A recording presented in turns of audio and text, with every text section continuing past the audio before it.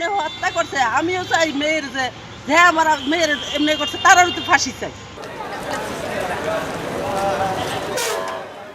Comilla Victoria কলেজের ছাত্রী ও নাট্যকর্মী সোহাগী জাহান তনু হত্যা মামলার 10 বছর পর হাফিজুর রহমান নামে সেনাবাহিনীর সাবেক এক ওয়ারেন্ট অফিসারকে গ্রেফতার করেছে পিবিআই।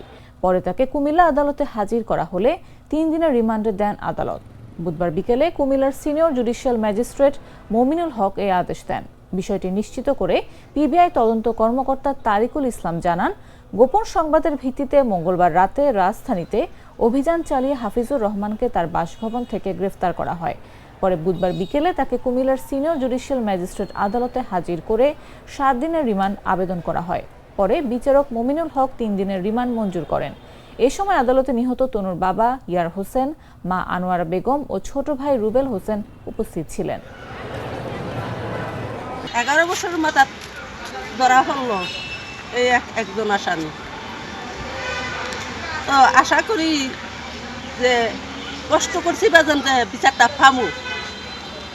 তো আমার মেয়ের যেমনি হত্যা করছে আমিও চাই মেয়ের যে আমার মেয়ের এমনি করছে তারাও তো ফাঁসি চাই। আমি দেশবাসীও জানি কইতে পারে বলে তনু হত্যার ফাঁসি হয়েছে। ইউরোপ, এশিয়া, আমেরিকা যেখানে যাই, বিশ্বের 145টি দেশে আজ ফ্রুটো পাই।